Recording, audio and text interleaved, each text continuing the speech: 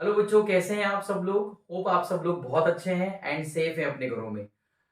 Students, बहुत time से इंतजार था हम सभी को कि क्लास 10 का कब सैंपल पेपर आएगा एंड उसका हम एक वीडियो आप लोगों के साथ शेयर करेंगे विद ऑल सॉल्यूशंस।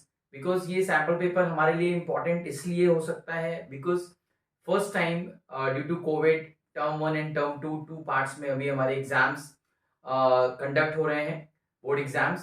सो इसके लिए बहुत सारा हम लोगों के माइंड में कुछ क्वेश्चंस थे कि जो सैंपल पेपर्स अगर आ जाएगा तो एक ओवरव्यू हमको मिल जाएगा कि पेपर हमारा कैसा फ्रेम हो सकता है, क्या हमको एमसीक्यूज में और चॉइसेस मिलेंगी या नहीं मिलेंगी। बहुत सारे पॉइंट्स थे जो कि सारे पॉइंट्स अभी क्लियर हो चुके हैं, जो कि मैं आप लोगों के साथ ये इस वीडियो में शेयर करने वाला हूँ। इस वीडियो को मैंने दो पार्ट में कवर किया है। पार्ट 1 में मैंने 20 क्वेश्चंस कवर किया है, पार्ट 2 में नेक्स्ट में 22 क्वेश्चंस कवर करूंगा। इससे आपको बेनिफिट होगा कि आप दो पार्ट में भी अगर इसको देखते हैं तो आप इसको बहुत थोरोली जा सकते हैं और इसके बेसिक कॉन्सेप्ट्स के ऊपर वर्क कर सकते हैं। ये वीडियो आप लोग के लिए ये इसलिए भी इंपॉर्टेंट है बिकॉज इस वीडियो में मैं आपको ये भी बताऊंगा कि आप ऑब्जेक्टिव को किस मेथड से और किस प्रोसेस से सॉल्व कर सकते हैं। Because it's completely changed. हमारा माइंड सेटअप अभी सब्जेक्टिव के लिए था कि हमें कैसे पेपर को सब्जेक्टिवली लिखना है, राइटिंग वर्क कैसे करना है। But this time first time ऐसा हो रहा है कि हम किसी एग्जाम के लिए एमसीक्यू कॉन्शियस होकर के जाएंगे। सो स्क्रीन पर मैं आप लोगों को क्वेश्चंस दिखेगा एज वेल एज जो भी मैं आपको साथ डिस्कस करूंगा। ऑल थिंग्स बहुत अच्छे से केयरफुली आपको देखना है एंड स्टार्ट करते हैं। सो बच्चों, सैंपल पेपर मैं यहाँ पर आप लोगों के साथ क्लास 10th का मैथ्स स्टैंडर्ड डिस्कस करने वाला हूँ। ओके, मैथ्स स्टैंडर्ड के लिए हम लोग डिस्कशन करेंगे। तो सैंपल पेपर के बारे में अगर हम लोग थोड़ा सा समझ लें कि बेसिकली ये जो सैंपल पेपर है ये हमें क्या बता रहा है एंड इसके बेसिस पे हम कैसे आपके जो पेपर्स होने वाला है हमारा फाइनल पेपर वो कैसा होगा, क्या क्राइटेरियाज होंगे, किसमें ऑप्शंस आएंगे, कितने ऑप्शंस होंगे और किसमें चॉइसेस हमको मिलने वाली हैं। बेसिकली ये सब चीजें हमको यहाँ पर देखना है। तो सैंपल पेपर को स्टार्ट करने के पहले एक ये देख लेते हैं कि जैसे हमें सबको ये पहले से ही पता था कि जो हमारा पेपर होने वाला है वो मैक्सिमम मार्क्स जो है वो 40 मार्क्स का पेपर होगा एंड हमें जो टाइम अलॉट किया जाएगा दैट द टाइम अलॉट जो है वो हमें 90 मिनट्स मिलने वाले हैं। ठीक है बच्चों, टाइम 90 मिनट्स है, मैक्सिमम मार्क्स 40 है। सो अगर आप एक एवरेज कैलकुलेट करते हो तो आपको 2 मिनट प्लस, मतलब थोड़ा सा 2 मिनट से ज्यादा का समय आपको चाहिए एक क्वेश्चन को सॉल्व करने के लिए। ठीक है, मतलब आपके पास जो टाइम लिमिट है for one question is 2 minute. But जो पेपर है वो डिफरेंट डिफरेंट पार्ट्स में कैटेगराइज है। सो किसी क्वेश्चंस को करने में हो सकता है आपको 2 मिनट से ज्यादा का भी समय लग सकता है और किसी क्वेश्चंस को करने में आप लेस देन 2 मिनट या 1 मिनट में भी आप उसको कर सकते हैं। अब मैं यहाँ पर बात करता हूं बेसिकली मैथ्स स्टैंडर्ड के लिए। ठीक है बच्चों, स्टैंडर्ड के लिए जब हम बात करेंगे तो स्टैंडर्ड में आपको एक छोटा सा एक चीज पर आपको ध्यान देना है। यहाँ पर जो आपका पेपर आने वाला है वो लिटिल बिट लॉजिकल होगा, एनालिटिकल होगा और आपका इसमें टेस्टिंग ऑफ माइंड होगा। इसमें आपको कोई भी चीज ज्यादा याद मेमोराइजिंग पर बेस्ड नहीं है। इसमें आपको कॉन्सेप्ट पर क्वेश्चंस फ्रेम किए गए हैं। सो आपका concept with all questions with all exercises जो टर्म 1 का सिलेबस है उसमें आपको क्लियर होना चाहिए कि जो आपके कॉन्सेप्ट्स हैं वो कितने स्ट्रांग हैं। ठीक है, बिकॉज इसमें आपको क्वेश्चंस डायरेक्टली नहीं पूछेगा कि अगर ये चीज है तो आप इसका सोल्यूशन बताइए कि इसका आंसर क्या होगा, 4 ऑप्शंस आर देयर। हाँ, वो चीज डेफिनेटली मैथ्स बेसिक में हो सकती है। मैं बहुत जल्दी मैथ्स बेसिक का भी आपके साथ सैंपल पेपर सॉल्यूशंस डिस्कस करूंगा। ठीक है, सो अगर हम लोग यहाँ पर भी बात करते हैं स्टैंडर्ड के लिए, सो मैथ स्टैंडर्ड में मैंने आपको जैसा बताया कि जो आपके क्वेश्चन पेपर है वो 3 पार्ट में कैटेगराइज होगा, that is section A, section B and section C. इसको एक बार समझना जरूरी है बिकॉज ये एक ब्लूप्रिंट है। ऐसा ही पेपर, ऐसा ही जो क्वेश्चन का जो फॉर्मेट है वो आपके फाइनल एग्जाम टर्म 1 में भी सेम आने वाला है। तो अगर आप यहाँ पर देखते हैं सेक्शन ए, सेक्शन बी और सेक्शन सी, 3 सेक्शन में पूरे पेपर को बांटा गया है, इसमें डिवाइड किया गया है अगर हम बोल सकते हैं। तो सेक्शन ए में आपको 20 क्वेश्चंस मिलने वाले हैं। सिमिलरली सेक्शन बी में भी आपको 20 क्वेश्चंस मिलने वाले हैं। जो सेक्शन सी है, सेक्शन सी में आपको टोटल टोटल 2 क्वेश्चन मिलेंगे, 2 क्वेश्चंस मिलेंगे, पर हर एक क्वेश्चन में 5 क्वेश्चंस होंगे। आपको बेसिकली यहाँ पे मिलने वाले 2 क्वेश्चन है, लेकिन हर एक क्वेश्चन में 5 क्वेश्चंस होंगे। तो टोटल इस सेक्शन की अगर बात करें तो हमारे पास 10 क्वेश्चंस हो रहे हैं सेक्शन सी में। टोटल हमको कितने क्वेश्चंस मिलने वाले हैं? 10 क्वेश्चंस। और अगर हम सेक्शन बी में देखते तो 20 क्वेश्चन, सेक्शन ए में 20 क्वेश्चन है। अब सबसे इंपॉर्टेंट बात यह है कि यहाँ पर गुड न्यूज भी बोल सकते हैं कि यहाँ पर आप लोगों को चॉइसेस मिलने वाले हैं। आपको इस 20 में से सिर्फ 16 क्वेश्चंस को सॉल्व करना है। ओनली 16 क्वेश्चंस आप सॉल्व करेंगे आउट ऑफ 20 सेक्शन ए में। देन सिमिलरली सेक्शन बी में भी आप 16 क्वेश्चंस को सॉल्व करेंगे आउट ऑफ 20। अगर हम इन सेक्शंस की बात करें तो हर एक क्वेश्चन जो है, क्वेश्चन 1 एंड 2, इसमें 5 क्वेश्चन है। इसमें भी आपको उन्होंने चॉइसेस दे रखी है। आपको इस 5 में से कोई भी 4 क्वेश्चन सॉल्व करना है, कोई भी 4 क्वेश्चन आपको सॉल्व करना है इन 5 क्वेश्चन में थे। ये जो आपको सेक्शन सी है, सेक्शन सी के बारे में हम बेसिक बाद में डिस्कस करेंगे। ये बहुत इंपॉर्टेंट सेक्शन है बिकॉज ये केस स्टडी पर बेस्ड क्वेश्चन होने वाले हैं आपके, जिसमें आपको एक बड़ा एक केस गिवन होगा। एक आपको केस के बेसिस पे आपको फर्स्ट आइडेंटिफाई करना पड़ेगा कि प्रॉब्लम किस पर्टिकुलर टॉपिक से या किस पर्टिकुलर चैप्टर से बिलोंग कर रहा है। From the basis of that जब आप उसको आइडेंटिफाई करेंगे फिर आप उसके क्वेश्चन सॉल्व करेंगे। थोड़ा सा ये टाइम टेकिंग है, तो जो आपको जो 90 मिनट का जो टाइम है मैं उसको डेफिनेटली आपको बताऊंगा कि आप उसको कैसे मैनेज करें ताकि आप केस स्टडी पर ज्यादा समय दे पाए rather than spending time on section A और सेक्शन बी, बिकॉज यहाँ पर आपको ज्यादा समय लगेगा क्वेश्चन को समझने में और पढ़ने में। ठीक है, सो ये एक ओवरऑल आपका बेसिक स्ट्रक्चर है। आप देख सकते हैं स्क्रीन में लिखा हुआ है there is no negative marking, negative marking नहीं है। ठीक है, सो क्लियर हो गया आप लोगों को। Section C consist 10 questions based on 2 case study questions, attempt any 8 question. सीधी बात है, यहां से आपको 4, यहां से 4, टोटल 8 क्वेश्चन सेक्शन सी में आपको अटेंड करना है। ठीक है, सो मैं यहां पर आपको भी सेक्शन ए के लिए डिस्कस करने जा रहा हूं। सेक्शन ए के कुछ जो क्वेश्चंस हैं, ईच क्वेश्चंस पर आप एक चीज का ध्यान रखने वाले हैं कि हर एक क्वेश्चन में मैं आपको कुछ नए कॉन्सेप्ट बताने वाला हूं।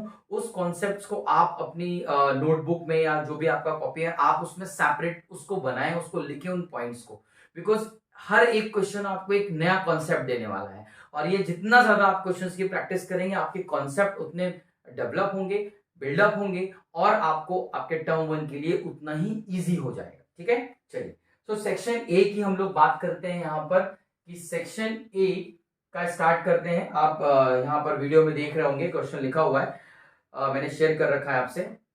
The ratio of the first question obviously 1 marks का ही, 1 से लेकर के हमें 20 क्वेश्चन तक सारे 1 मार्क के। इसमें से हमें कोई भी 16 अटेम्प्ट करने, बट मैं आपके साथ यहाँ पे पूरे 20 क्वेश्चन शेयर करने वाला हूं। ठीक है, सोल्यूशन के साथ। चलिए, so the ratio of LCM and HCF of least composite number and least prime number. सबसे इंपॉर्टेंट है कि व्हाट इज लीस्ट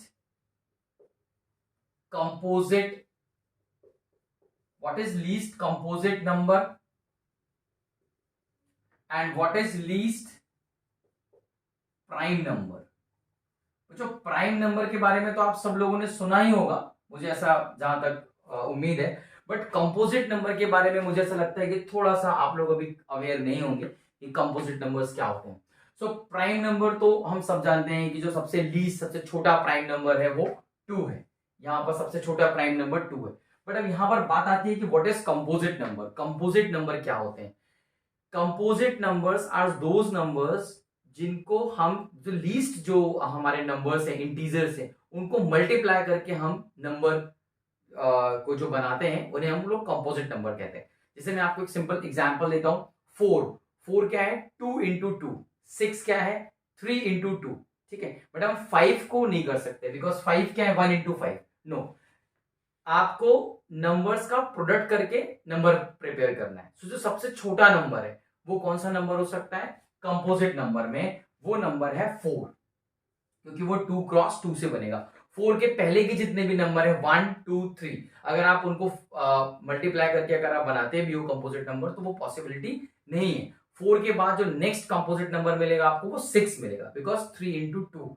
6 के बाद आपको 7 नहीं, फिर आपको क्या मिलने वाला है? 8, फिर आपको क्या मिलने वाला है? 9। 3 इंटू 3। इस तरीके से कंपोजिट नंबर का पूरा एक 1 टू लेके 50 तक कंपोजिट नंबर्स कितने होते हैं वो डिफरेंट पार्ट है। बट अभी हमारा यहाँ पर कॉन्सेप्ट था कि what is least composite number and what is least prime number. So there are two numbers. तो देखिए आप यहाँ पे क्वेश्चन को थोड़ा समझिए, उन्होंने डायरेक्टली दो नंबर नहीं दिए थे कि इसका और इसका आपको ये दो नंबर्स 4 और 2 का आपको एलसीएम फाइंड आउट करना है या 4 और 2 का आपको एचसीएफ फाइंड आउट करना है। तो उन्होंने आपको क्वेश्चन को एक डिफरेंट तरीके से फ्रेम कर दिया।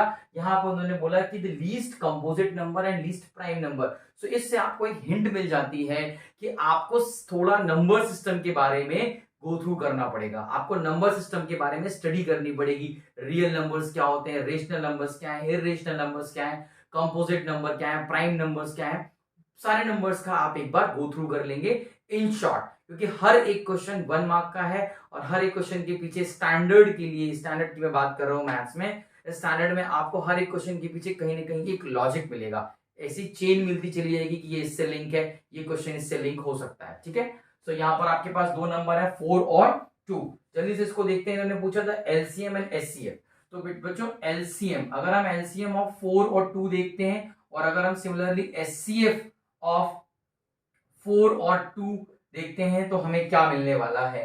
अगर हम एलसीएम देखेंगे 4 और 2 का तो हमें यहाँ पर क्या मिलेगा एलसीएम, बच्चों एलसीएम हमको मिलेगा 4। और अगर हम लोग यहाँ पर बात करते हैं एचसीएफ की, तो एचसीएफ 4 और 2 का यहाँ पर हमको एचसीएफ मिलेगा 2। ये मुझे शायद बताने की जरूरत नहीं है कि ये कैसे हम एलसीएम फाइंड आउट करेंगे और एलसीएम फाइंड आउट करेंगे। सो आपको ये मिल गया है। क्वेश्चन में पूछ रहा है the ratio. So the ratio आपको पूछ रहा है तो आप सिंपली रेशियो कर दें, that is 4 divide by 2। So 4 divided by 2, it's 2, 1 are 2, 2 2s are 4. So 2:1. So which option is correct? Yes, first B option is correct. So the first का जो अगर हम आंसर देखते हैं तो it's B, 2:1 is the correct answer. 2:1 is the correct answer. ठीक है, so suppose अगर वहां पर visible नहीं है तो मैं यहां पर लिख देता हूं फिर से, so that B is 2:1 is the correct answer. Hope its question is clear to you all. चलिए क्वेश्चन नंबर 2 पर मूव करते हैं। यहां पर ये बोल रहा है फाइंड, आप स्क्रीन पर क्वेश्चन देख सकते हैं यहां पर, find the value of k for which the lines are coincide. चलिए ये क्वेश्चन मैं इसको इजी में कंसीडर कर सकता हूं बिकॉज इस पर बेस्ड आपने क्वेश्चन एनसीईआरटी में भी बहुत सारे किए हुए कि लाइंस अगर कोइंसाइड करती हैं, इंटरसेक्ट करती हैं, पैरेलल होती हैं तो क्या कंडीशंस बनती हैं। सो यहाँ पर जो स्टैंडर्ड लाइन की इक्वेशन गिवन है, अगर आप गिवन लाइन की इक्वेशन देख रहे हो तो आपको गिवन लाइन की इक्वेशन है it's 5x plus 7y equal to 3 and next is 15x plus 21y is equal to k। So clearly बोल रहा है लाइंस आर कोइंसाइड। ठीक है, कोइंसाइड मतलब एक लाइन के ऊपर दूसरी लाइन का होना, उसको हम लोग क्या बोलते हैं, कोइंसाइड करना। As we all know that ये एक दोनों ही स्ट्रेट लाइन है, pair of linear equation in two variable की अगर हम बात करते हैं तो दोनों ही स्ट्रेट लाइन है। और अगर आप स्ट्रेट लाइन को बनाते हैं तो मैक्सिमम 3 पॉसिबल केसेस आपने पढ़ रखे हैं। पहला केस आपने क्या पढ़ रखा है कि lines are intersecting, that the condition क्या होगी, a1/a2 does not equal to b1/b2। Similarly line अगर पैरेलल है तो डिफरेंट कंडीशन है, कोइंसाइड कर रहा है तो डिफरेंट कंडीशन है। तो अगर आप स्टैंडर्ड इक्वेशंस की बात करते हैं तो that's a1x plus b1y plus c1 equal to 0, या फिर आप उसको c1 वहां भी लिख सकते हैं, उससे कोई फर्क नहीं पड़ता है बिकॉज अगर ये वैल्यू यहाँ आती है नेगेटिव होता है तो रेशियो में negative negative will cancel out. So आप चाहें तो उसको इधर भी लिख सकते हैं या आप उसको यहाँ भी लिख सकते हैं, उसमें कोई फर्क नहीं पड़ता है। So that a2x plus b2y plus sorry equal to c2, ये आपको दो इक्वेशंस यहाँ पर नजर आ रही है। ठीक है, अगर आप बात करें तो a के प्लेस पर आपके पास 5 है, a1 के प्लेस पे, a2 के प्लेस पर आपके पास 15 है, b1 यहाँ पर आपके पास 7 है, b2 यहाँ पर आपके पास 21 है, c1 3 है और c2 यहाँ पर आपके पास k है। So the condition for what, जब लाइन कोइंसाइड करेगा, लाइन जब कोइंसाइड करेगी तो कंडीशन है a1/a2 equal to b1/b2 equal to c1/c2। ये कंडीशन किसका है, व्हेन लाइंस आर कोइंसाइड। ठीक है, लाइंस आर कोइंसाइड करेंगी तो यहां पर आप ये कंडीशन को देखते हैं। ठीक है, सो स्पेलिंग मैंने थोड़ा सा मिस्टेक लिख दिया है, it's spelling is this, okay no problem. So coincide करती है तो कंडीशन क्या है, a1/a2 equal to B1 upon B2 equal to C1 upon C2। आप डायरेक्टली वैल्यूज अगर इस पे रख देते हैं, so it's 5 upon 15 is equal to 7 upon 21 equal to 3 upon K। So ये तीनों ही वैल्यू आपस में इक्वल है। आप किसी भी दो वैल्यू को लेकर के सॉल्व कर सकते हो। सो अननोन क्वांटिटी पूछ रहा है K, तो हम ये दो वैल्यूज को इक्वेट कर देते हैं directly. So it's 7 upon 21 is equal to 3 upon K। K को वहां पर आप लेके जाओ, 3 इंटू 21 अपॉन 7, 7 वन जा 7 थ्री जा, so the value of K is 9।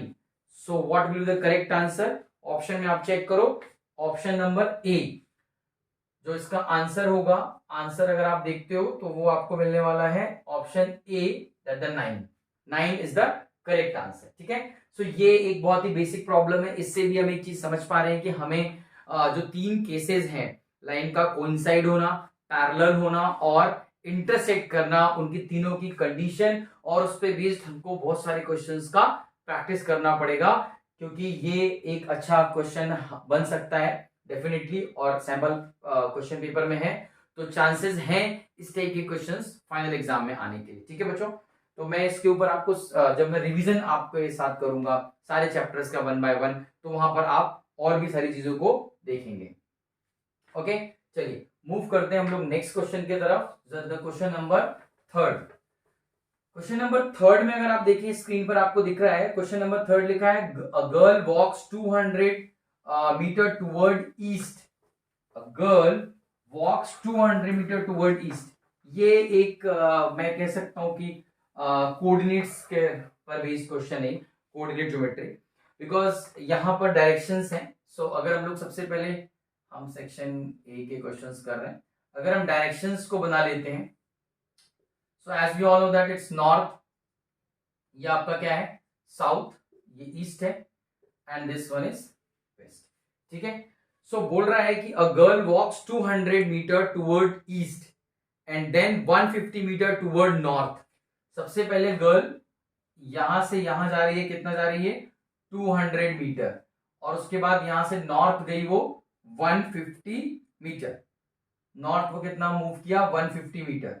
ठीक है, अगर आप इसकी पोजीशन ओ लिखते हैं कि अगर ओरिजिन से वो स्टार्ट कर रही है, ये पॉइंट ए है, ये पॉइंट बी है, सो क्वेश्चन पूछ रहा था distance of the girl from the starting point. Starting point से गर्ल का क्या डिस्टेंस है, मतलब आपको ये पूछ रहा है। बहुत ही इजी क्वेश्चन है, टाइम टेकिंग हो सकता है कैलकुलेट करने में, बट आपको थोड़ा सा स्मार्टली काम करना पड़ेगा इसको सॉल्व करने के लिए, क्योंकि आपको टाइम को बहुत अच्छे से ध्यान रखना है। 90 मिनट्स है आपके पास 40 मार्क्स के लिए, 2 मिनट का टाइम जरूर मिल रहा है आपको, बट हो सकता है ये क्वेश्चन आपको ज्यादा टाइम कैलकुलेशन में कंज्यूम कर रहे, लेकिन जहां आप ज्यादा टाइम देना है वहां आप ज्यादा टाइम ना दो, तो ऐसी गलतियां आपको नहीं करनी है। तो क्लियरली आप इसमें पाइथागोरस थ्योरम लगा सकते हैं, that OB square is equal to it's OA square plus AB square. ठीक है बच्चों, तो दैट OA की वैल्यू कितनी है, यहाँ पर 200 का स्क्वायर प्लस इट्स 150 का स्क्वायर। मैं डायरेक्टली अगर OB लिखूं तो यहाँ पर ये रूट हो जाएगा। ठीक है, अब कैलकुलेट करने में आप मल्टीप्लाई नहीं करेंगे कि आप रफ वर्क में इसको पूरा मल्टीप्लाई कर रहे हैं। 20 का स्क्वायर कितना है, दैट इज 400, है ना। सो आप यहाँ पर 400 देखिए, 200 का स्क्वायर है, किसका स्क्वायर है 200 स्क्वायर, तो यहां पर हमें क्या मिलेगा वैल्यू 400, 20 का स्क्वायर 400, एक है उससे हमें 2 जीरो और मिल जाएंगे। ठीक है, सो हमें कुछ ये वैल्यू मिल रही है। और प्लस अगर हम लोग 15 के लिए बात करते हैं, अगर हम लोग यहाँ पर 15 के लिए बात करते हैं तो 15 150, तो यहाँ पर स्क्वायर कितना हो जाएगा हमारे पास, जल्दी बताइए स्क्वायर कितना हो जाएगा 15 का स्क्वायर इट्स 225, 225। ठीक है 225, तो 225 और यहाँ पर 2 जीरो आपके पास और मिल गए आपको। ठीक है, ये आपका आ गया। ठीक, आप डायरेक्टली इसको ऐड कर देते हैं अगर, सो लास्ट के 2 जीरोस में तो आपको 2 जीरो मिल रहा है, यहां पर आपको 6 5 और 2, और अगर आप इसको देखें तो 6 प्लस 2 आपको सॉरी 4 प्लस 2 6 मिल रहा है, तो इट्स 6 3 3 2 5, ठीक है 62500 स्क्वायर रूट के अंदर है। As we all know that 625 किसका स्क्वायर रूट है? 625 विद स्क्वायर रूट ऑफ 25, 25 का है 25 और 2 जीरो है, स्क्वायर रूट से बाहर आएगा तो सिर्फ हमारे पास एक जीरो बचेगा। So it's 250 metre. So origin से उसकी गर्ल की डिस्टेंस कितनी थी? It's 250 metre. तो अगर आप इसमें देखते हैं क्वेश्चन में, तो which option is correct? That B option is correct. So the answer is B 250 metre. The answer B is correct, it's 250 metre. So clear है?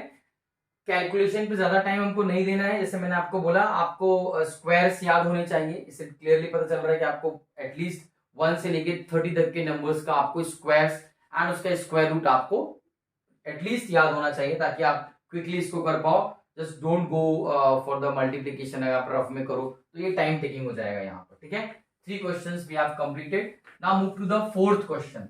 फोर्थ क्वेश्चन में अगर आप देखो तो फोर्थ क्वेश्चन स्क्रीन पर आपको दिख रहा है, the length of the diagonals of rhombus. ये काफी इंटरेस्टिंग क्वेश्चन है, मैंने इसका स्टडी किया। So it's quite interesting because ये बहुत कुछ नाइन्थ के जो हमने नाइन्थ में पैरेललोग्राम पढ़ रखा है चैप्टर, और हमने जो रोम्बस और आपका स्क्वायर, कोडिलेटरल्स जितनी भी पढ़ रखे उस पर बेस्ड ये क्वेश्चंस हैं। तो इसलिए मैं आपसे बार बार कह रहा था, जब आप स्टैंडर्ड के लिए प्रिपेयर कर रहे हो तो आपका जो कॉन्सेप्ट है वो बहुत अच्छे से क्लियर होना चाहिए। जो प्रीवियस की क्लासेस हैं उसका भी कॉन्सेप्ट आपको क्लियर होना चाहिए। सो अगर हम क्वेश्चन नंबर 4 पर स्टडी करते हैं, जैसे अगर मैं क्वेश्चन नंबर 4 की बात करूं, मैं थोड़ा सा यहाँ से स्टार्ट कर रहा हूँ। क्वेश्चन नंबर 4 को अगर आप देखो तो उसमें ये कह रहा है कि the length of the diagonals of rhombus. Rhombus है और रोम्बस में डायगोनल्स दिया हुआ है कि उनकी डायगोनल्स क्या है? इट्स 24 सेंटीमीटर, और दूसरी डायगोनल क्या दी हुई है?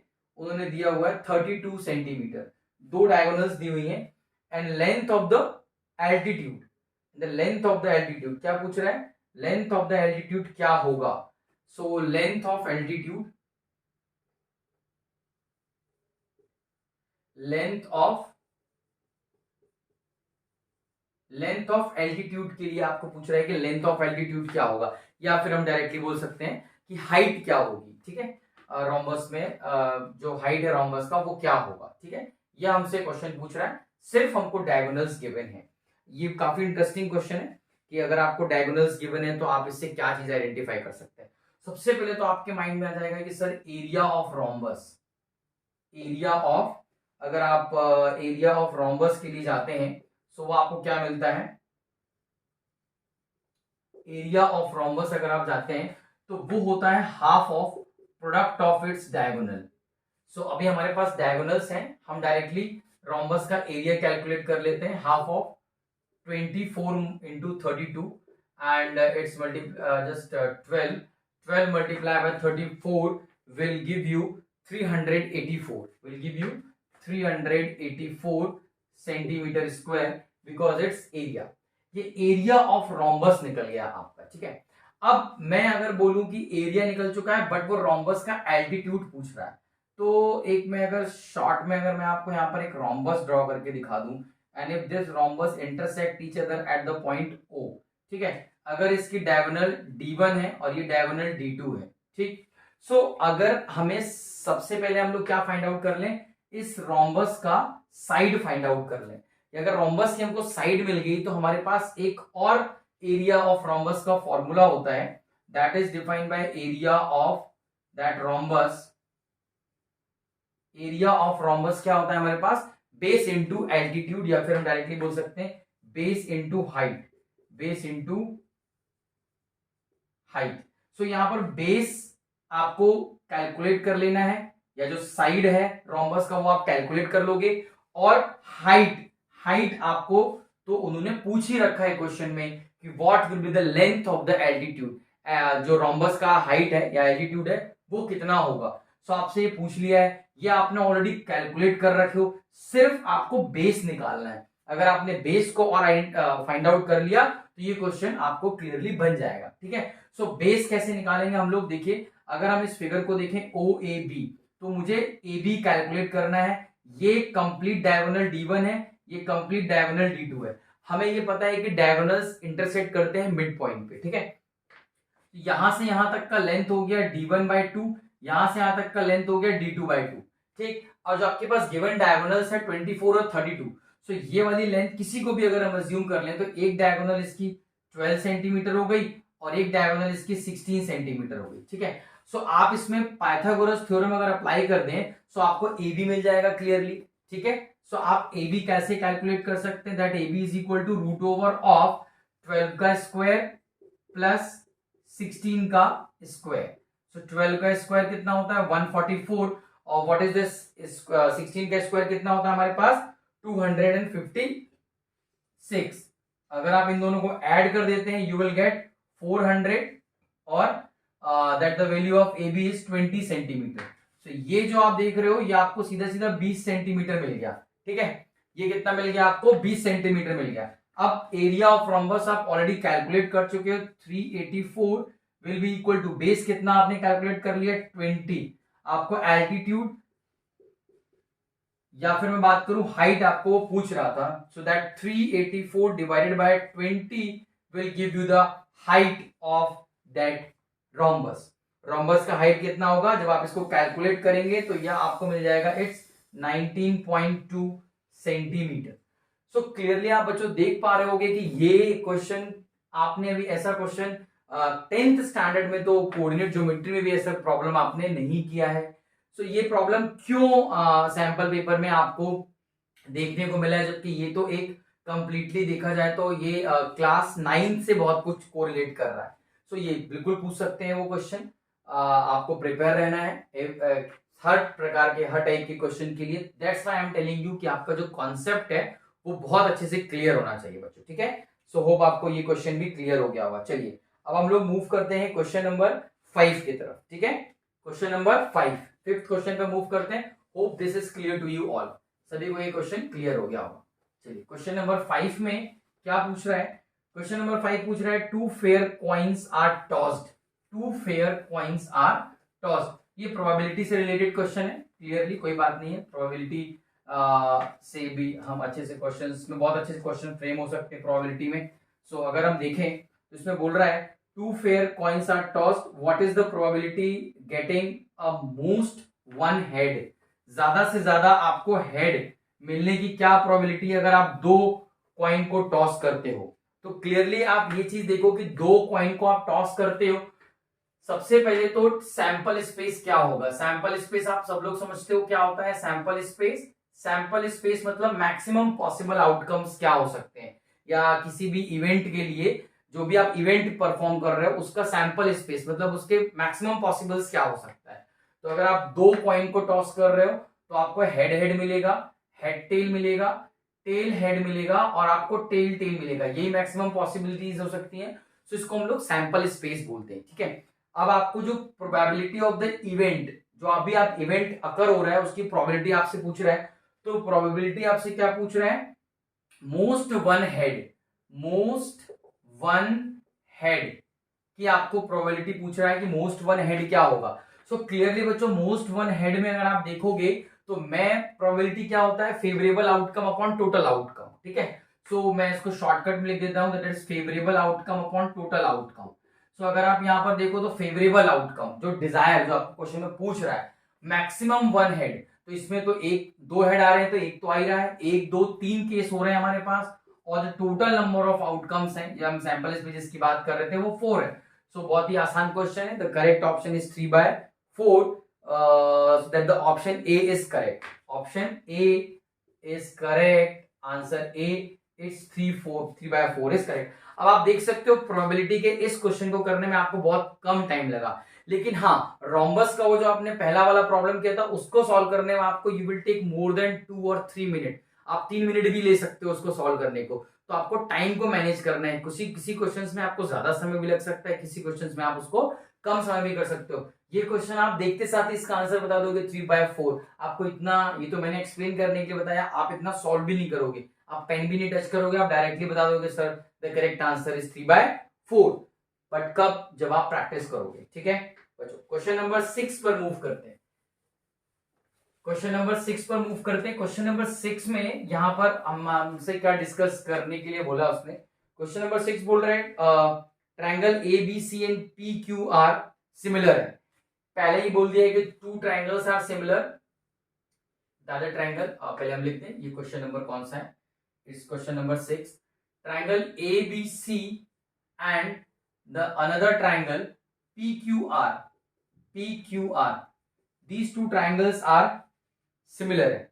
ये दोनों ट्राइंगल सिमिलर है तो आपको बहुत सारी चीजें पता होगी, तो उनका जो कॉरस्पॉन्डिंग एंगल्स हैं वो इक्वल होंगे एंड कॉरस्पॉन्डिंग साइड्स का जो रेशियो है वो भी इक्वल होगा, ठीक है, अगर ये दोनों सिमिलर हैं तो।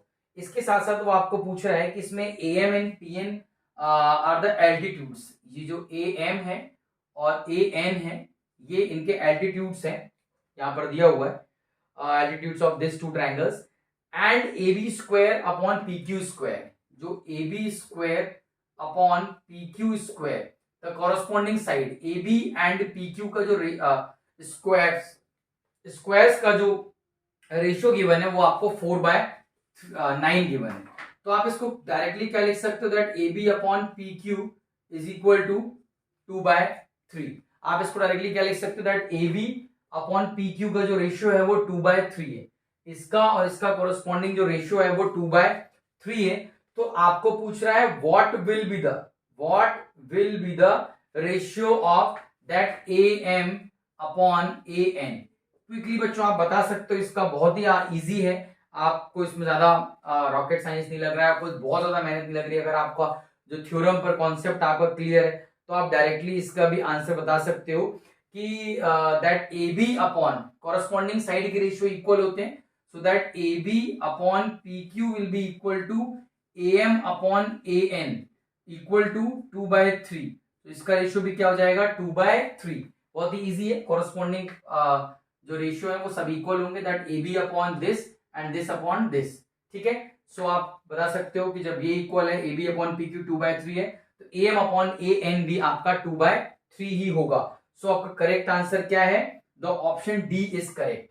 करेक्ट आंसर क्या है, answer D, it's 2:3 will be the correct answer. ये भी देखिए बहुत ही कम टाइम में आपने इस क्वेश्चन को सॉल्व कर लिया, ठीक है। चलिए आगे मूव करते हैं, move to the next question, question number 7।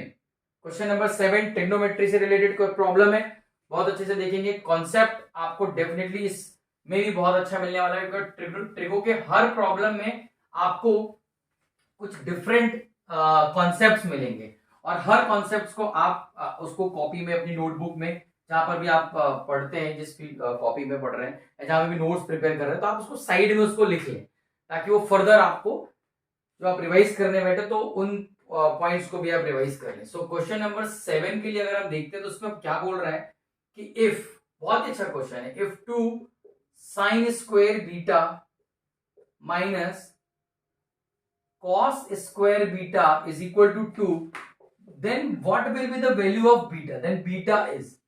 देखो बहुत इसको बहुत अलग अलग टाइप से भी हम क्वेश्चन को सॉल्व कर सकते हैं, डिफरेंट मेथड्स हो सकती हैं सॉल्व करने की इसको, बट आप इसको जब प्रॉब्लम को सॉल्व करने जाओ तो आप सबसे पहले जो इसके ऑप्शंस हैं उस पर आप एक बार नजर कर लो।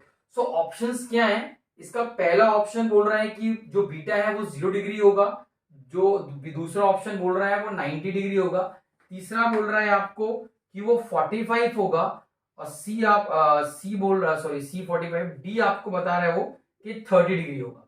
आप स्क्रीन में भी देख सकते हो, क्वेश्चन आपको स्क्रीन में क्लियरली विजिबल है आपकी वीडियो में कि ये मैंने फिर भी लिख दिया है क्वेश्चन। ये ऑप्शंस आपको गिवन है कि A B C D, इसमें से आपको चूज करना है। अब मेरी कॉन्सेप्ट को बहुत ध्यान से देखना जो मैं बताने की कोशिश कर रहा हूं।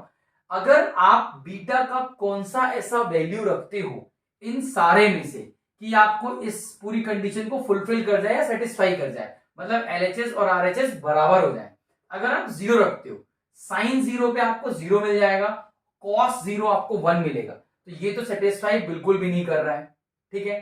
अब आ जाओ आप 90 पे, जैसे ही आप बीटा को 90 रखते हो, साइन 90 पे आपको 1 मिलेगा, बट कॉस 90 पे आपको 0 मिल जाएगा। तो यहां पर अगर आपको 1 मिलता है तो 2 sine square 90 minus cos square 90, आप देखो 2 साइन स्क्वायर 90 मतलब 1 माइनस 0, सो आपको 2 मिल गया। आगे आपको चेक करने की जरूरत ही नहीं है, the the B option is the correct. जो बी है वो आपका सही है, आपको बाकी के दो ऑप्शंस पे नजर मारने की जरूरत भी नहीं है।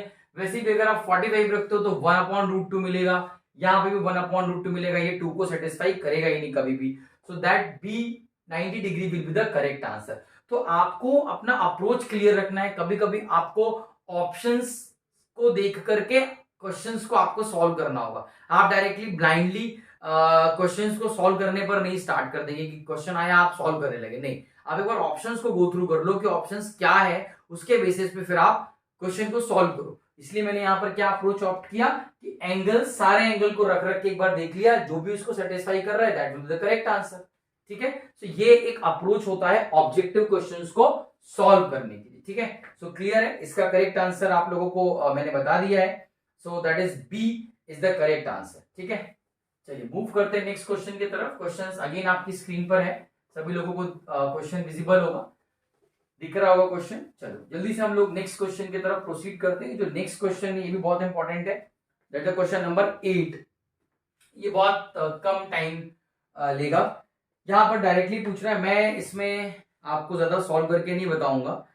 Prime factors of the denominator, prime factors of the denominator of rational number with the decimal expansion. Decimal expansion क्या है? 44 पॉइंट क्या है बेटा? That is the decimal expansion. आपको क्या गिवन है? 44 पॉइंट। तो बिल्कुल इजी, इसका अगर आप देखें तो it has a leading decimal expansion, terminate decimal expansion आएगा। सो प्राइम फैक्टर इसके जो 2 और 5। सो मैं इसको नहीं कर रहा हूं, या डायरेक्टली इसको कर सकते हो, बहुत ही इजी प्रॉब्लम है ये। 2 एंड 5। सो इसका ऑप्शन सी करेक्ट आंसर है। सो 8 का सी करेक्ट आंसर है, ज्यादा उसमें आपको डेप्थ में जाने की जरूरत नहीं है, इट्स वेरी इजी क्वेश्चन। चलिए आगे वाले क्वेश्चन पे मूव करते हैं, that the question number 9। Question number 9 पर देखते हैं what is question number 9। Question number 9 में बोल रहा है lines x equal to A and y equal to b. बेटा ये कंप्लीटली क्लास 9th का प्रॉब्लम है, सीधा सीधा 9th का प्रॉब्लम है, इस पे 10th का कोई लॉजिक नहीं लग रहा है। आपको दो इक्वेशंस हैं लाइन की, आपको दे दी गई है, आपको उसके थ्रू ग्राफ प्लॉट करना है। और ग्राफ जब आप प्लॉट करोगे तो वो ग्राफ इंटरसेक्टिंग होगा, पैरेलल होगा, कोइंसाइड करेगा, ओवरलैप करेगा, जो भी ऑप्शंस है वो आपसे क्लियरली पूछ रहा है। So as we all know that, अगर यहां पर जो गिवन है, लाइंस गिवन है x equal to A and y equal to B. So x equal to A का जब आप ग्राफ ड्रॉ करते हो, सो ग्राफ कैसा ड्रॉ होता है? सपोज आप कोई भी लाइन अगर x equal to A constant है, a कोई भी एक कांस्टेंट है, तो that line should be parallel to y axis. ये y एक्सिस है, y dash, it's x dash. So x equal to a distance है, that a is a distance from the origin. तो आप यहां पर a को अज्यूम कर लो, और this line is parallel to, line में सीधी बना देता हूं, so it is just parallel to x axis, x axis के पैरेलल है। अभी अगर sorry that is parallel to y axis, x equal to a लिखा हुआ है, that is parallel to y axis. ठीक है, क्योंकि डिस्टेंस यहां से यहां तक का कितना है? a है। अब दूसरा लिखा हुआ y equal to b। y equal to b का क्या मतलब है? That line is parallel to x axis. y equal to b मतलब line is parallel to y axis. So यहां पर अज्यूम कर लेते हैं पॉजिटिव है, तो पॉजिटिव डायरेक्शन में ले लिया मैंने b, डिस्टेंस इज पॉजिटिव। अब ये लाइन अगर आगे बढ़ाता हूं तो डेफिनेटली ये लाइन कहीं ना कहीं एक दूसरे को इंटरसेक्ट कर जाएगी। सो what will be the correct answer? The correct answer is a, 9th का a इज इंटरसेक्टिंग। सो इसमें आप देख सकते हो ये जो इक्वेशन है, it's x equal to a and it's y equal to b। Coordinate geometry का प्रॉब्लम है, बट इसमें ना कोई डिस्टेंस फॉर्मूला आपसे पूछ रहा है, ना आपसे इसमें सेक्शन फॉर्मूला पूछ रहा है, कंप्लीटली लॉजिकल क्वेश्चन है, प्रीवियस में जो आपने पढ़ रखा है उस पर बेस्ड ये प्रॉब्लम है। सो मैं बार बार कह रहा हूं, आपको जस्ट गो थ्रू करना पड़ेगा सारी चीजों को। आपसे क्या क्वेश्चन पूछ सकते हैं, वी डोंट एक्सपेक्ट। ठीक है, चलिए आगे मूव करते हैं हम लोग क्वेश्चन नंबर। सो इसका 9 का A is the correct answer. So 10 is again it's a very easy question. ये आपका कोऑर्डिनेट ज्योमेट्री का बेसिक डिस्टेंस फॉर्मूला पर बेस्ड है। क्वेश्चन आपको बोर्ड पर दिख रहा होगा। मुझे नहीं लगता है कि ये क्वेश्चन कोई बच्चा है जो नहीं कर पाएगा। क्वेश्चन नंबर 10, क्वेश्चन नंबर 10 में देखिए लिखा हुआ है distance of this point from the origin. So origin को अगर मैं ओ ले लूं और वो 0 0 है, और ए एक पॉइंट है जिसका कोऑर्डिनेट्स गिवन है 5, 6, ये आपको गिवन है। सो अगर OA का अगर आप डिस्टेंस देखते हैं तो by using the distance formula, अभी सबको डिस्टेंस फॉर्मूला क्लियर होगा कि डिस्टेंस फॉर्मूला क्या है। अगर आपको नहीं है तो आप मेरे चैनल पर जा सकते हो और चैनल पे आपको कोऑर्डिनेट ज्योमेट्री का पूरा डिटेल एक्सप्लेनेशन मिल जाएगा, आप वहां से भी इसको रिवाइज कर सकते हो। ठीक है, तो दैट डिस्टेंस फॉर्मूला को यूज करोगे आप, सो दैट -5 माइनस 0 का स्क्वायर प्लस 6 माइनस 0 का square is equal to 25 plus 36 will give you 61। हाँ ओके 61, तो root over of 61 unit, unit इसलिए क्योंकि डिस्टेंस है। अब सेंटीमीटर मीटर क्या है वो कोऑर्डिनेट पे डिपेंड कर रहा है कि क्या स्केलिंग लिया हुआ है कोऑर्डिनेट का, तो इसलिए हम डायरेक्टली उसको यूनिट लिख देते हैं। ठीक है, अब जब कभी भी एक शॉर्टकट हम समझ सकते हैं कि अगर हम इतना प्रोसेस नहीं करना चाहते हैं, सो आप डायरेक्टली ऐसे भी लिख सकते हो कि अगर कोई भी जो डिस्टेंस फॉर्मूला आप लगा रहे हो और अगर वो ओरिजिन से आपको पूछ रहे हैं कि what will the distance from the origin, तो आप डायरेक्टली ऐसा रूट लगाओ, सिंपली रूट लगाओ। अगर यहाँ पर 0 0 है, ये वैल्यूज है ना, तो आप डायरेक्टली इनका स्क्वायर कर दो, -5 का स्क्वायर प्लस 6 का स्क्वायर। ये कोई शॉर्टकट नहीं है, ये इसी से डिराइव किया गया है, बट इसको कई टीचर्स कई जगह पर मैंने देखा है बच्चे भी इसको शॉर्टकट्स बोलते हैं। इट्स नॉट शॉर्टकट, बट अगर ओरिजिन से अगर आप कोई डिस्टेंस निकाल रहे हो तो ये कहते हैं कि जो भी आपका कोऑर्डिनेट है आप लगा के उसका डायरेक्ट स्क्वायर कर दो, मतलब सिंपली हो तो यही रहा है -5 का 0, तो वो तो कुछ होगा नहीं, तो डायरेक्ट लिखा हुआ, तो इसको भी सॉल्व करोगे रूट ओवर ऑफ 61 ही आएगा। सो अल्टीमेटली आपका अगर कॉन्सेप्ट क्लियर है तो आप कोई भी प्रॉब्लम कर सकते हो, शॉर्टकट्स की नीड बहुत ज्यादा नहीं होने वाली। ठीक है, let's go for this method. 10th का भी आपको क्लियर है, so I think root over of 61 D is the correct answer. आप स्क्रीन पर देख रहे हो क्वेश्चन है, so that D will be the correct answer. And personally I suggest you कि जब आप ये वीडियो देखो तो just take a print out of this paper, otherwise I will share this paper to you in my link, आप description box में जाके इसको डाउनलोड भी कर सकते हो। ठीक है, चलिए क्वेश्चन नंबर 11 में जाते हैं। क्वेश्चन नंबर 11 में बहुत ज्यादा टाइम टेकिंग नहीं है, यहाँ पर बोल रहा है ए स्क्वायर की जो वैल्यू गिवन है that a square is equal to 23/25, तो पूछ रहे हैं क्या ये रेशनल है, इररेशनल है, होल नंबर है और इंटीजर है। बच्चों बिल्कुल इसमें ज्यादा मेहनत नहीं करना है आपको, आप इसको चीज को देख पा रहे हो दैट ए क्या है आपका रूट ओवर ऑफ 23/25 का अगर रूट करते हो तो you will give root over of 23/5, but ये आपको हमेशा इररेशनल नंबर मिलने वाला है। So the correct option is B, that is irrational. ठीक है, तो इस तरीके से आप 11 वाले को भी देख सकते हो, इसमें अभी आपको ज्यादा टाइम नहीं यूज करना है, so that your B irrational will be the correct answer. चलिए मूव करते हैं नेक्स्ट क्वेश्चन की तरफ, दैट इज क्वेश्चन नंबर 12। यहाँ पर क्वेश्चन नंबर 12 हम लोग डिस्कस कर रहे हैं। यहाँ पर आपसे बोल रहे हैं कि if LCM of two numbers are this and HCF of two numbers are this equal to है, so what is the value of that X. सो हमको सबको पता है कि एलसीएम, अगर हम एलसीएम ऑफ टू नंबर्स लेते हैं A comma B into HCF of अगर हम लोग टू नंबर लिखते हैं A comma B the same number, so that the product of this will equal to the product of this numbers A into B. So ये एक basic formula है, इसको भी आप नोट डाउन कर सकते हैं, अपने नोट्स में लिख सकते हैं, इससे आपको काफी हेल्प हो जाएगी। सो यहाँ पर नंबर्स लिखा हुआ है that is LCM of x और 18 का जो एलसीएम है वो 36 है, तो मैं यहाँ 36 लिखता हूँ into HCF of these two number 2 है, और जो इन दोनों का प्रोडक्ट है तो वो क्या हो जाएगा x इंटू 18।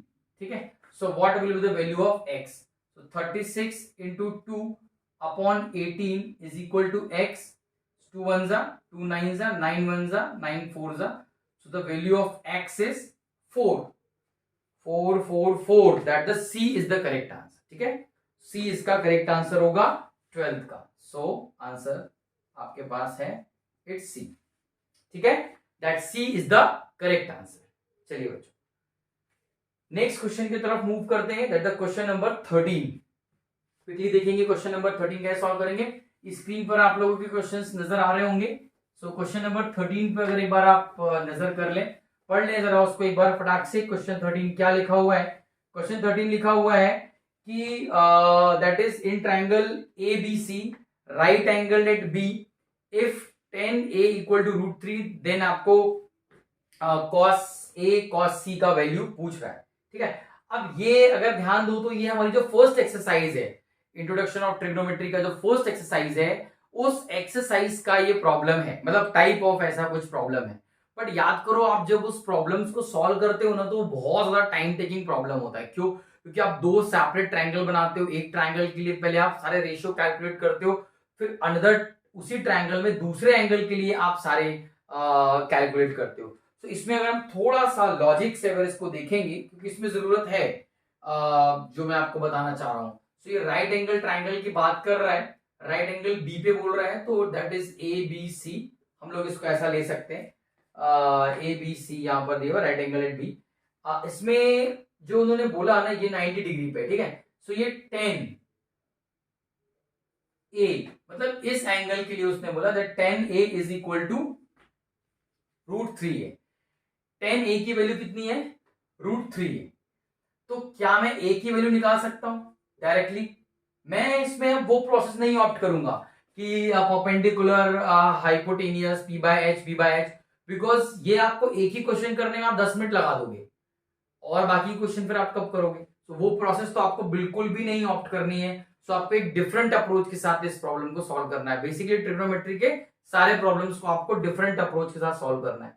सो 10a को आप √3 लिख रहे हो, सो √3 किस पर वैल्यू होती है, किस एंगल पर √3 होता है? So we all know that कि सर ये 10 60 पर √3 होता है। so that 10 will get cancel, a का वैल्यू तो आ गया सीधा सीधा मेरे पास 60 डिग्री। अब जब आप वैसे सॉल्व करते थे तो आप दूसरे सी के लिए जब आप कंसीडर करते थे तो फिर अगर अलग ट्रिग्नोमेट्रिक रेशियो लिखते थे आप, ठीक है। सो अगर ये 90 डिग्री आपको ऑलरेडी गिवन है, ए आपने कैलकुलेट कर लिया कि सर ये 60 डिग्री है, तो ये बचा वाला एंगल कितना हो जाएगा? बचा वाला एंगल आपको कैलकुलेट करने की सेपरेट जरूरत नहीं है, सी एंगल ऑटोमेटिकली 30 डिग्री हो गया, because sum of all angle should be 180 degree. It is 90, ये 60 है, तो बचा वाला 30 डिग्री हो गया। ए आपके पास 60 है, सी आपको 30 मिल चुका है, या आपने निकाल लिया है। अब इससे आपका कितना आसान हो गया ये कि आपसे पूछ रहा है cos A cos C minus sin A sin C की क्या वैल्यू होगी? सो cos A कितना रखना है? इट्स cos 60 डिग्री, और ये कितना है? cos C, so it's cos 30 degree minus sin A पर वैल्यू कितनी है? 60 डिग्री, और इस पे कितनी है? sin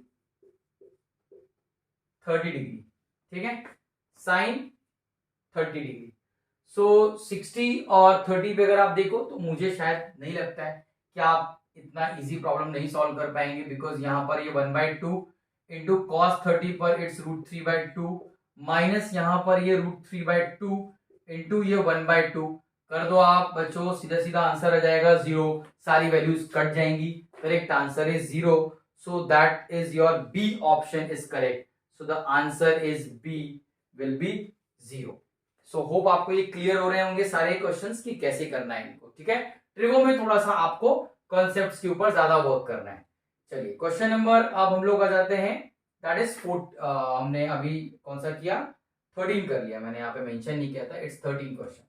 चलिए वैसे भी आपको स्क्रीन पर क्वेश्चन विजिबल है, तो मुझे नहीं लगता है कि आपको ज्यादा प्रॉब्लम जाने वाली है। चलिए मूव करते हैं हम लोग अब नेक्स्ट क्वेश्चन की तरफ। That the next question is question number 14. इस वीडियो में मैं आपको पार्ट 1 में 20 क्वेश्चंस डिस्कस करूंगा, नेक्स्ट 20 और फिर 10 क्वेश्चंस। 3 पार्ट में मैं इस कंप्लीट सैंपल पेपर को बनाने वाला हूं, ठीक है। मैं एक में इसलिए नहीं बना रहा हूं, लेंथी हो जाएगा, आप बोर हो जाओगे, आप पूरा वीडियो भी नहीं देखोगे। चलो क्वेश्चन नंबर 14 पर सीधा जंप करते हैं। If a triangle ABC are in the ratio, if the angles of a triangle के रेशियो गिवन है, बिल्कुल आंख बंद करके ब्लाइंडली उनके रेशियोज को x मान लिया मैंने। ये ट्राइंगल ABC है, सिंपली क्या हो गया ये x प्लस रेशियो कितना गिवन है? 1:1:2 1:1:2, so that x plus 2x will be equal to sum कितना हो जाएगा? 180 डिग्री।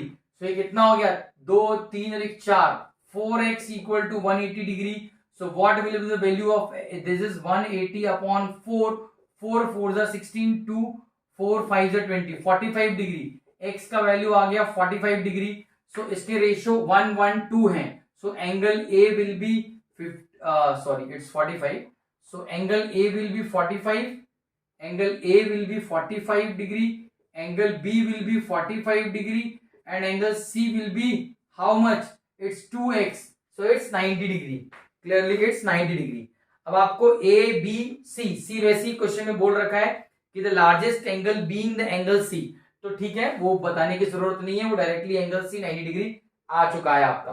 अब आपको बोल रहा है calculate the value of sec A upon that cosec B minus tan A upon cot B। ये मैं आप लोगों के लिए छोड़ देता हूं, आप लोग इसको सॉल्व करेंगे। सिंपली आप वैल्यू रख दें sec 45, cosec 45, tan 45 and cot 45। ये मैं आपको ज्यादा डिटेल में नहीं भी बताता हूं, बेटा sec लिखा हुआ है, अगर आप सॉल्व नहीं भी करते हो तो दैट sec cos में चेंज होगा और ये साइन में, और वैल्यू रख भी देते हो आप 45 पे क्या वैल्यू जाएगी, सेम वैल्यू जाएगी दोनों की।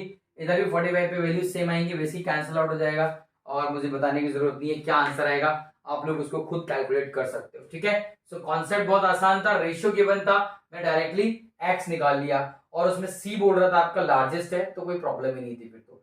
चलो क्वेश्चन नंबर 15 पे मूव करते हैं। Area related to circle mensuration का प्रॉब्लम है, एप्लीकेशन बेस्ड प्रॉब्लम भी है। सब लोग बेसिकली कार बाइक साइकिल चलाते हैं, तो रिवोल्यूशन पर है कि नंबर ऑफ रिवोल्यूशन स्पीड कैसे कोरिलेट करती है और क्या आता है हमारा आंसर, उसी पर बेस्ड है। जल्दी से एक बार इसको भी देख लेते हैं कैसे सॉल्व करना है इसको। It's question number 15, question number 15 है। सो क्वेश्चन नंबर 15 में आप देखोगे तो सिंपल उसको अगर देखें तो मैं डायरेक्टली लिख देता हूं that the number of revolution, अगर आप बात करो तो नंबर ऑफ रिवोल्यूशन आप कैसे कैलकुलेट करते हो, सिंपल है, टोटल डिस्टेंस अपॉन सरकमफेरेंस। अब ये फॉर्मूला है, मैं आपको बता देता हूं कैसे होता है, that total distance upon circumference. ठीक है, सरकमफेरेंस। यार ये एक गाड़ी का व्हील है, कोई भी गाड़ी हो सकती है।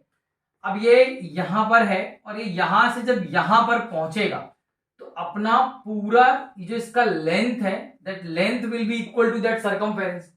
तो एक रिवोल्यूशन करने में वो मतलब एक रिवोल्यूशन अगर वो करता है तो क्या हो रहा है, टोटल डिस्टेंस अपॉन सरकमफेरेंस।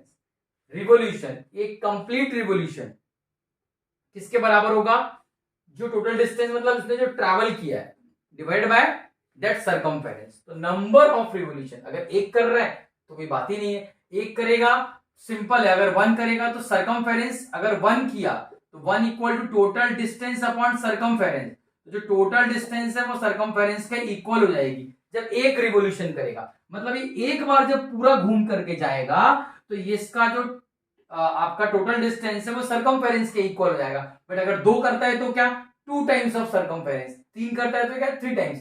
तो नंबर ऑफ रिवोल्यूशन निकालने के लिए सिंपल फॉर्मूला है total distance upon that the circumference. ठीक है, total distance upon that the circumference. ठीक है, तो अभी इसमें आप सीधा सीधा वैल्यूज रखो सारी और आप डायरेक्टली आंसर निकाल लो। आपको टोटल डिस्टेंस कितना गिवन है क्वेश्चन में, इट्स 176 टोटल डिस्टेंस और सरकमफेरेंस 2 पाई r होता है 22/7 और रेडियस क्या हो जाएगा उसका, दैट इज 0.7।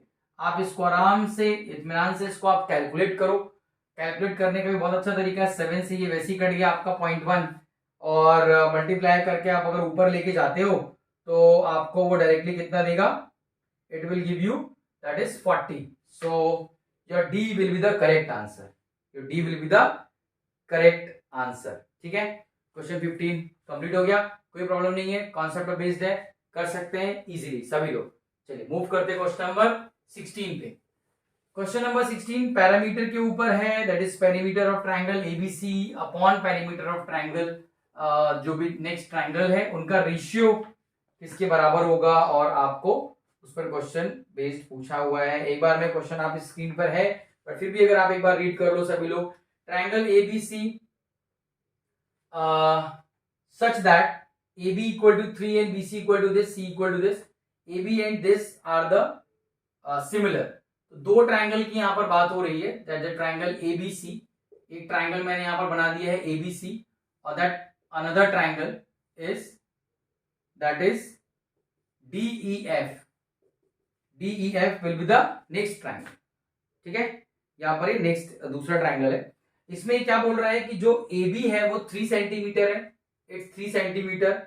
और इसको देखो तो जो BC है वो 2 सेंटीमीटर है, और जो CA है वो 2.5 सेंटीमीटर है.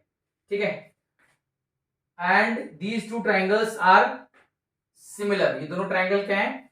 सिमिलर है. अगर जो EF जो है वो 4 सेंटीमीटर है, ऑब्वियसली 2 टाइम्स ऑफ इसका है, 4 सेंटीमीटर है, तो पूछ रहे हैं द पेरीमीटर ऑफ DEF. इसका पेरीमीटर क्या होगा? What will be the perimeter of this figure?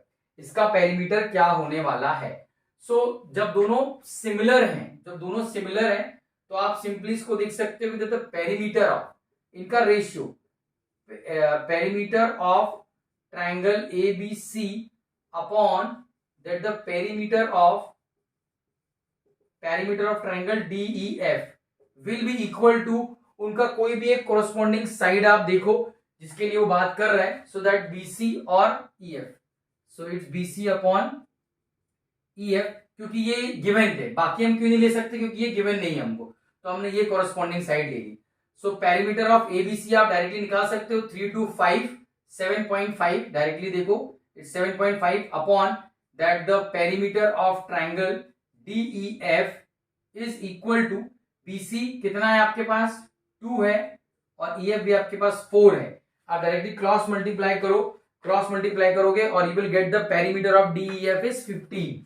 कितना आ जाएगा? ये 15 आ जाएगा. So that the perimeter of DEF will be equal to 15 centimetre है ना. Okay, that is 15 centimetre. देखो यार, ज्यादा आप उसमें देखो, ये 2 का 2 टाइम्स है, ये 3 का यहाँ पे 6 हो जाता, 2.5 का ये 5 हो जाता, सबको ऐड कर दो तो आपको वैसे ही वो 15 आ जाता. ठीक है, पेरीमीटर. बट फिर भी आप इस अप्रोच से भी करोगे तो भी कोई प्रॉब्लम नहीं है. थोड़ा सा टाइम टेकिंग है, बट एक्यूरेसी ज्यादा अच्छी है इसमें आप गलती कर सकते हो, इसमें आपको गलती करने के चांसेस बिल्कुल कम है. ठीक है, so that is your question number. हमने कौन सा देख लिया? ये अभी हमने देखा क्वेश्चन नंबर 16. चलो क्वेश्चन नंबर 17 पे हम लोग जंप करते हैं. What will be the question number? एक बार जल्दी से उसको रीड कर लेंगे एवरीवन. सभी लोग क्वेश्चन को रीड करोगे. स्क्रीन पर आपको क्वेश्चन शो हो रहा होगा. सो अगर आप उसको रीड करते हो तो आप क्या देखते हो उसमें? चलो, क्वेश्चन में बोल रहा है आपसे कि इन फिगर दैट, ये बहुत अच्छा और बहुत काफी लॉजिकल क्वेश्चन है, क्योंकि जनरली जब इस क्वेश्चन को आप देखोगे तो आप समझ जाओगे कि ये थेल्स थ्योरम पर बेस्ड है, बट ये थेल्स थ्योरम पर बेस्ड नहीं है. सो क्वेश्चन को अगर रीड करोगे तो लिखा हुआ है कि that DE is parallel to BC. एक आपको यहां पर 17 है, यहां देखो, इट्स ABC दैट DE. अगर आप देखते हो तो ये जो DE है, that DE is parallel to BC. आप जैसे ही देखोगे ना कि DE पैरेलल टू BC, आप सीधा सीधा इसमें जो गिवन है वो भी देखो कि जो AB है वो 3 सेंटीमीटर है, और जो सॉरी दैट AD जो है वो 3 सेंटीमीटर है, और जो BD है वो 4 सेंटीमीटर है, और BC यहां पर आपको 14 सेंटीमीटर गिवन है. तो आपको वो DE पूछ रहा है क्या होगा, then what will be equal to that DE. तो बच्चों आप इसमें देखोगे ना कि ये थेल्स थ्योरम तो आप इसमें लगा ही नहीं पाओगे, क्योंकि थेल्स थ्योरम के लिए तो आपको AD upon DB will be equal to AE upon EC चाहिए, तो उसको आप लेकर के सॉल्व करो. बट ये सिमिलैरिटी पर बेस्ड क्वेश्चन है. अगर आप इसको सेपरेट कर लो दो ट्रायंगल्स, तो एक ट्रायंगल आपको ये दिख रहा है और एक ट्रायंगल आपको ये बड़ा वाला दिख रहा है. ठीक है, बड़ा वाला ट्रायंगल क्या है? ABC है, और छोटा वाला ट्रायंगल क्या है आपका? ADE है. यहां देखो, ये आपका 3 सेंटीमीटर है, ये आपको फाइंड आउट करना है दैट DE. यहां पर आपका ये 14 सेंटीमीटर है, और कंप्लीट अगर AB की बात करो तो कितना हो जाएगा? 4 + 3 7, और इसका तो आप अगर ज्यादा यूज नहीं भी करो तो कोई प्रॉब्लम नहीं है, दैट AC क्या होने वाला है, ठीक है, वो 7 है, तो आप इसको देख सकते क्या है। सो अब देखो, अगर आप इसको देखोगे तो दैट द कोरस्पॉन्डिंग साइड को अगर इक्वल करो, ये upon this equal to this upon this, तो अगर आप इसको ऐसा लिखो, इसके बराबर हो जाएगा, that 3/7 will be equal to that x upon 14, ठीक है। सो x का वैल्यू कितना जाएगा, 3 इंटू 14 अपॉन 7, 7 1 जा 7 2 जा, x का वैल्यू आ गया, x लिखो या आप डी लिख लो, कोई प्रॉब्लम नहीं है, आप इसको डी ही लिख लो, no need to get confuse ये कैसे होगा। So that DE will be equal to 3 2 जा 6 सेंटीमीटर। द करेक्ट ऑप्शन क्या हो जाएगा आपका, 6 सेंटीमीटर कौन सा है, that B is the correct answer, ठीक है, that B is the correct answer. So आप देख सकते हो, इट्स 17 हमने कर लिया सॉल्व।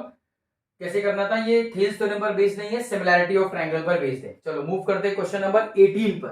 क्वेश्चन नंबर 18 अगेन एक बहुत अच्छा प्रॉब्लम है, ट्रिगो का ही प्रॉब्लम है, ट्रिग्नोमेट्री का, बट अच्छा कॉन्सेप्ट है। क्वेश्चन में हम जल्दी से सॉल्व करना देखेंगे, इसको क्विक वे क्या हो सकता है सॉल्व करने के लिए, बिकॉज लॉन्ग प्रोसेस आप लोगों ने इसकी पढ़ रखी है, लॉन्ग प्रोसेस से इसको कैसे सॉल्व करते हैं, ठीक है।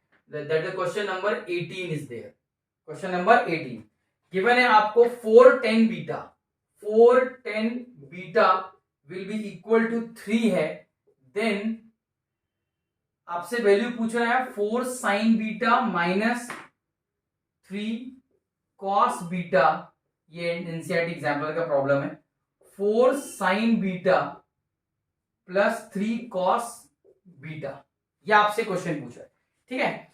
सो देखो बहुत अच्छे से समझेंगे इसको, अगर आप अपनी जो नॉर्मल मेथड है जो आपने एक्सरसाइज में किया हुआ, अगर उससे करोगे तो अगेन ये बहुत टाइम लगेगा कि आप टेन बीटा को लिखोगे, इट्स 3/4, फिर आप एक ट्रायंगल ड्रॉ करोगे, फिर उसके रेशियोज निकालोगे, फिर उसके रेशियोज पे आप साइन कॉस का वैल्यू निकालोगे, then it will take too much time.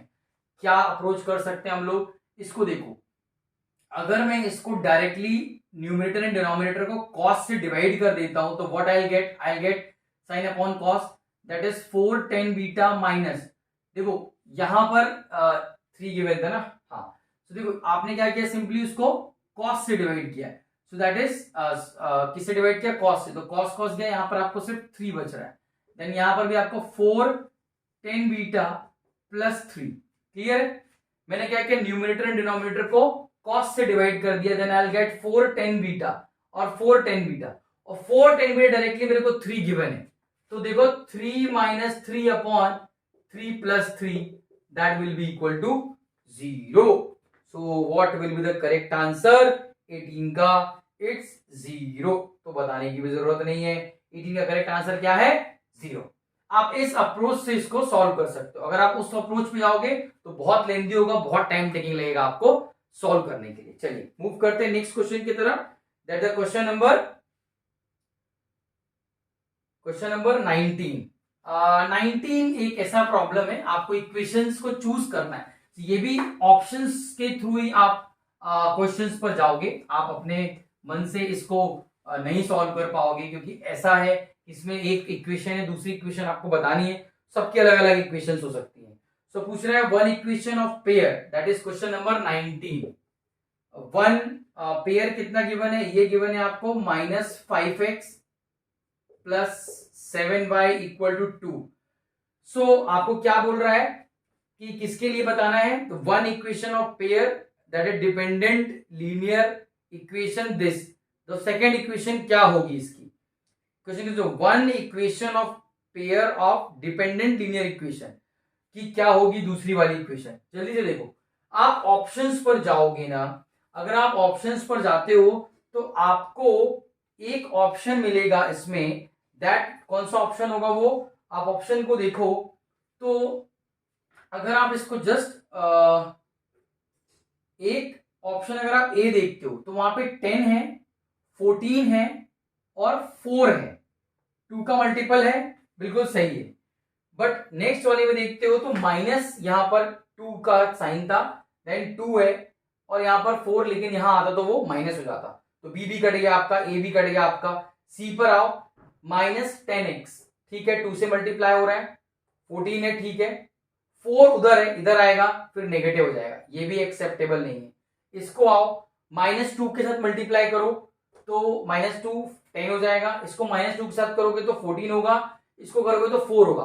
तो क्लियरली दिख रहा है कि D will be the correct answer. आपको उसमें दिमाग ही नहीं लगाना है ज्यादा, आप सिंपल ऑप्शंस पर जाओ और देखो कि इस इक्वेशन को उसका 2 से पूरी इक्वेशन 2 से मल्टीप्लाई, तो विच इक्वेशन इज सेटिस्फाइंग दैट, कौन सा इसका सेकंड वन होगा। सो आप डायरेक्टली 2 से मल्टीप्लाई करो, इसको नंबर को इधर लेके आ जाओ। अगर कई कई ऑप्शंस में इधर लाने पर वो नहीं सेटिस्फाई कर रहा, जिसको सेटिस्फाई कर रहा है उसको आप टिक कर दोगे, so that D will be the correct answer. Now move to the section A का 20th प्रॉब्लम। सेक्शन ए का 20th प्रॉब्लम है, यहाँ पर पूछ रहा है letter of the English alphabet chosen at random, what is the probability that it is a letter of the word mathematics. अब mathematics को आप पूरा लिखो, सो उसकी प्रोबेबिलिटी पूछ रहा है आपसे, that is MATHEMATIC, mathematics. Mathematics में ये एक मैं कह सकता हूं कि थोड़ा सा अच्छा प्रॉब्लम है, बिकॉज इसमें एक रिपीटेटिव का भी कॉन्सेप्ट लगा हुआ है कि जो चीज कितने टाइम रिपीट हो रही है। सो उस पर आप देख सकते हो कि नंबर ऑफ पॉसिबल आउटकम्स क्या हो सकते हैं इसके। How many numbers are there, सबसे पहले आप यहां पर ये चीज देखो कि टोटल आउटकम कितने हैं, रिपीट वाला मत देखो। एम 2 बार है लेकिन आपको 1 बार लिखना है, ए भी 2 बार है और आपको 1 बार लिखना है, टी भी 2 बार है आपको 1 बार लिखना है। तो आपका क्या हो जाएगा, दैट इज MATHEICS, दैट इज EICS। 1 2 3 4 5 6 7 8 total how many numbers are there, 8। और व्हाट विल बी द आपका जो इसमें पॉसिबल आउटकम्स कितने हो सकते हैं। अभी तो ये कितने बन रहे हैं आपके, टोटल 8 बन रहे हैं, और ये कितने बन सकते थे आपके, टोटल आउटकम्स कितने हो सकते थे मैथमेटिक्स के लिए, 26। So that 8/26 will be the correct answer. 8/26 मतलब 4/13। So number of possible outcomes will be 26, and आप यहां पर देख लो रिपीट नहीं करना है, सो आपका सिंपली क्या जाएगा वो, the correct answer is 4/13।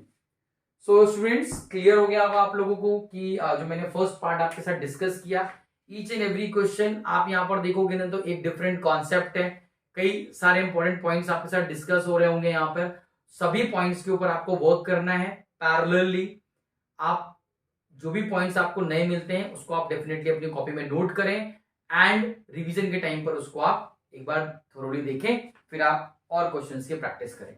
Next video में मैं आपको इसके नेक्स्ट जो 20 क्वेश्चंस है वो डिस्कस करने वाला हूं। टिल देन आप इसको अच्छे से करें, और जो भी डाउट होता है तो मेरे से प्लीज आप कमेंट बॉक्स में पूछ सकते हैं। Thank you so much.